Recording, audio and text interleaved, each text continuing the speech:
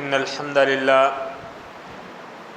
نحمده ونستعينه ونستغفره ونعوذ بالله من شرور أنفسنا ومن سيئات أعمالنا من يهده الله فلا مضل له ومن يضلله فلا هادي له وأشهد أن لا إله إلا الله وحده لا شريك له وأشهد أن محمدًا عبده ورسوله أما بعد فأعوذ بالله من الشيطان الرجيم بسم الله الرحمن الرحيم يا أيها الذين آمنوا كتب عليكم الصيام كما كتب على الذين من قبلكم لعلكم تتقون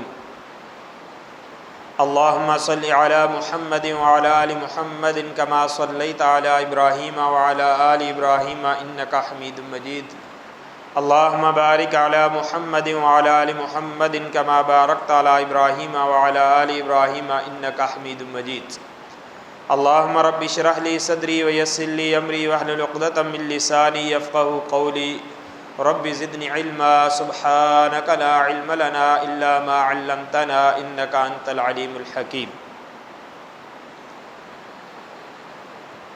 سامعین محترم، رمضان المبارک کا یہ بابرکت مہینہ بڑی تیزی کے ساتھ اپنے اختتام کی طرف رواں دواں ہے۔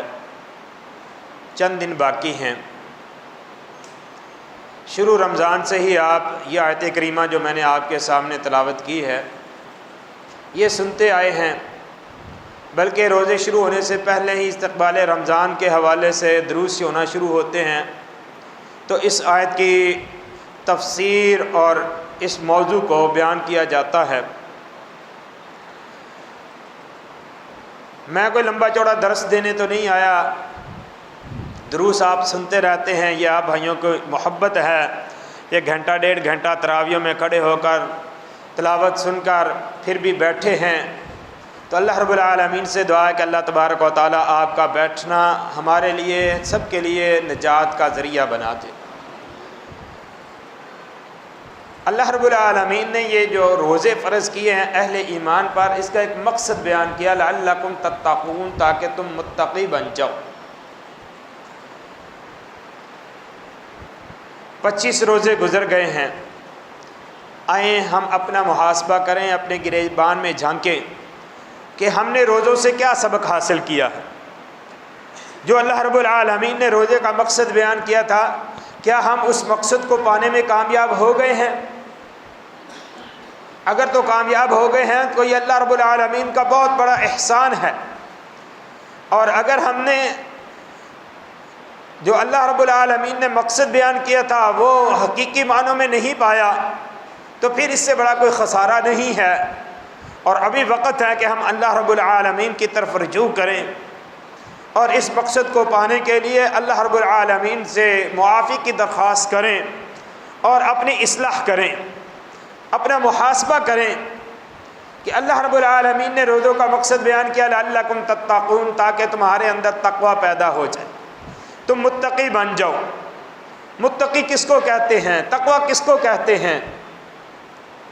کیا روزہ رکھنے کے بعد ہمارے دلوں کے اندر نیکی کی محبت پیدا ہوئی ہے، گناہ سے نفرت ہوئی ہے؟ کیا روزہ رکھنے کے بعد 25 روزے ہم نے گزارے ہیں، ان روزوں میں ہم نے کیا کیا ہے؟ کیا ہم نے جھوٹ بولنا چھوڑا ہے، دھوکہ دینا چھوڑا ہے، حق تلفی چھوڑی ہے؟ ہمارے جو بہن بھائی ناراض تھے ان میں سے کسی کے پاس ہم چل کر گئے ہیں، صلہ رحمی کی ہم نے کوشش کی ہے، اور جو اپنے گناہ تھے، جو اپنی غلطیاں تھیں، ان پہ ہم نے ندامت کے کوئی آنسو بہائے ہیں؟ کیا ہمارے دلوں کے اندر یہ جذبہ پیدا ہوا ہے کہ ہم آئندہ کے لیے نماز نہیں چھوڑیں گے، نماز کی پابندی کریں گے؟ جس طرح اللہ رب العالمین نے ہمیں حکم دیا، ہم نے اللہ کا حکم مانتے ہوئے اس ماہ مبارک کے اندر سحری کے وقت اٹھتے ہیں، فجر کی نماز جماعت کے ساتھ مسجد میں آ کر پڑھتے ہیں، ہمارے دلوں کے اندر یہ جذبہ پیدا ہوا ہے، ہم نے یہ عزم کیا ہے کہ آئندہ کے لیے ہم نے فجر کی نماز جماعت کے ساتھ آ کر مسجد میں پڑھنی ہے، ہم نے چھوڑنی نہیں۔ اگر تو میرے بھائیوں ہماری دلی کیفیت یہ ہے کہ ہماری نماز اگر ایک رکعت بھی رہ جاتی ہے تو ہمارا دل اس پہ ہمیں ملامت کرتا ہے، پھر تو یقینی طور پر یہ تقویٰ ہے۔ کیوں؟ اللہ رب العالمین نے متقی لوگوں کی سب سے پہلی نشانی کیا بیان کی ہے؟ الذین یؤمنون بالغیب ویقیمون الصلاۃ۔ یہ کتاب قرآن کریم جو اللہ تبارک و تعالیٰ نے ہدایت کا سرچشمہ بنا کر بھیجا ہے، یہ کن کے لیے ہے؟ متقین کے لیے۔ متقین کون ہے؟ جن کا اللہ پر ایمان ہے، غیب پر ایمان ہے، اور وہ نماز قائم کرتے ہیں۔ یہ سب سے پہلی نشانی ہے متقی لوگوں کی۔ اور اگر یہ 25 روزے گزرنے کے باوجود بھی ہم اپنے آپ کو نماز کا پابند ہی نہیں بنا سکے، جس طرح پہلے سستی تھی اسی طرح روزوں میں بھی سستی ہے، تو پھر میرے بھائیوں خالی کھانا پینا چھوڑ دینا یہ روزہ نہیں ہے، یہ روزے کا مقصد نہیں ہے۔ رسول اکرم صلی اللہ علیہ وآلہ وسلم نے بھی یہی بات بیان فرمائی تھی، من لم يدع قول الزور والعمل به فليس لله حاجة في ان يدع طعامه وشرابه۔ جو شخص روزہ رکھنے کے باوجود غلط بات کو نہیں چھوڑتا، غلط بیانی کو نہیں چھوڑتا، جھوٹ کو نہیں چھوڑتا، دھوکے کو نہیں چھوڑتا، اس کا خالی کھانا پینا چھوڑنا اللہ کے ہاں کوئی معنی نہیں رکھتا۔ کوئی ضرورت نہیں ہے اللہ تبارک و تعالیٰ کو اس کے بھوکا رہنے کی، اس کا پیاسا رہنے کی۔ تقویٰ یہ ہے کہ بندے کے دل کے اندر مکمل اللہ کی فرما برداری کا جذبہ پیدا ہو جائے۔ جہاں اللہ تبارک و تعالیٰ نے کھڑا کیا ہے وہاں کھڑا ہو جائے، جہاں بٹھایا وہاں بیٹھے، جہاں جھکنے کا کام وہاں جھک جائے۔ یہ تقویٰ ہے۔